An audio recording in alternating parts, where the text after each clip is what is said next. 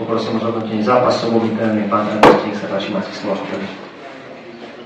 Tak prvý počas na svojej strane katastrofálny.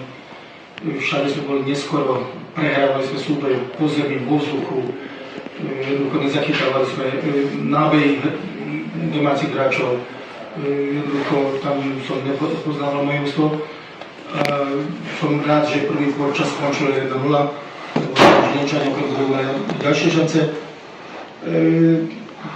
Po presledovaní v druhom počase si myslím, že boli sme aktívnejší. Ja si myslím, že druhý počas už sme možno boli sme aj lepší ako domáci, vytvorili sme tam aj tlak. Kedy sme tú finálnu fázu riešili lepšie, myslím na Gambajera, ktorý dostal fantastickú toho cviča. Keby to lepšie prebral, sám točil, že Brankárovi mohol by vyrovnať. Nestalo sa tak.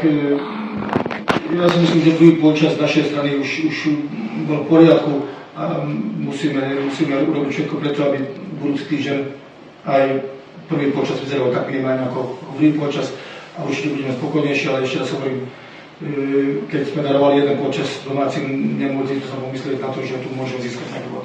A samozrejme gratulujem domácim. Ďakujem veľmi pekne, slovo pre domáceho trénera Pavla Stana, nech sa páči.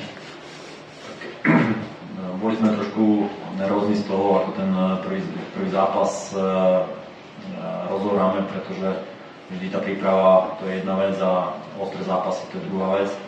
O to viac ma tešil ten vstup do toho zápasu, kde to zhodnotil podľa mňa tréner veľmi dobre.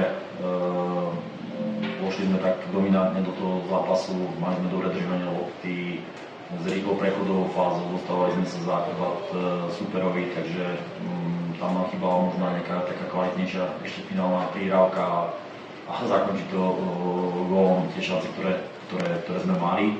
V druhom polčase tiež si nemyslím, že sme úplne zle začali ten druhý polčas, ale v priebehu druhého polčasu sa to trošku menilo. Určite na tom majú vplyv aj striedania, spôsob hry, možno viac nátlakový, viacej hráčov super mal hore.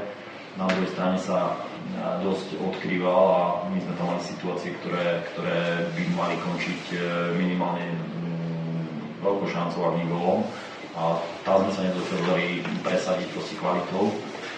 No a samozrejme pri výsledku 1-0 vždy ten koniec zápasov býva nervózny a je to o štandardkách, o dlhých loptách, zbieranie dlhých lopt, výborne to super zrýchlo z jedného kontaktu, takže prišla dlhšia lopta a z toho išla pekne naviazaný pohyb hráčov a s tým sme mali problém.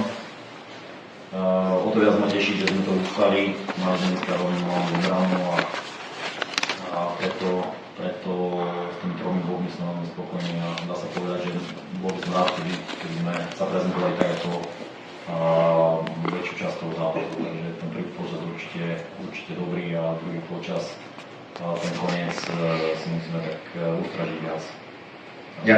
Ďakujem veľmi pekne obom trénerom. Pani, nech sa páči priestor pre vaše otázky. Ak môžem poprosiť do mikrofónu sekundu. Dobrý večer, Peter Možná, Slovenská televízia. Pán tréner Staňo, chcem spýtať na ako hodnotíte výkon mladých hráčov z 19-ky, ktoré dnes hrali v základnej zostave, tak aj Okál, aj vlastne Zdil, ten aj celý zápas, tak ako hodnotíte ich výkon, ako sa zapojili do toho týmu? Tak s tým, že v podstate oni majú prvý taký ostrý štart v základnej zostave, myslím, že ani Fabian nemal ešte.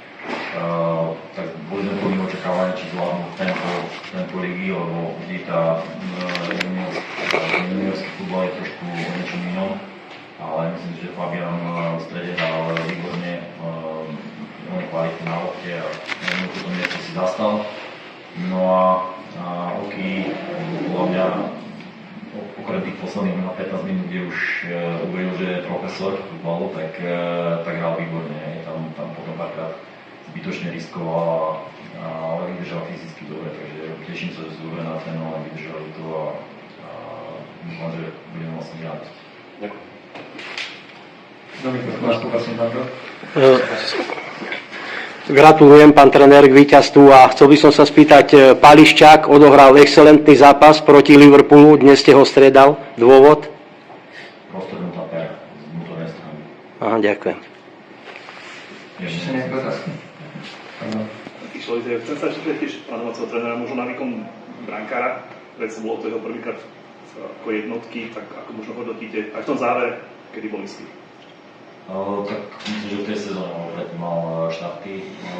Ja si myslím, že Bačby je pripravený brankár a ukazoval to v podstate v priebehu celého obdobia, kedy som tu. Takže tlačil na veľa. Samozrejme, mali sme jednotku kvázi danú a chceli sme tiež podržať po niektorých zápasoch, ktoré možno neboli úplne ideálne a Bačby trpezlivo čakal a veľmi dobre pracoval. Takže to je pre neho odmena. Jednoducho teraz je naša jednotka a ja verím, že náberie také sebavedomie zdravé a budeme mať takisto s ním rád ako mladého brankára. Ešte sú nejaké otázky? Ak nie, tak vám ďakujem veľmi pekne. Ďakujem.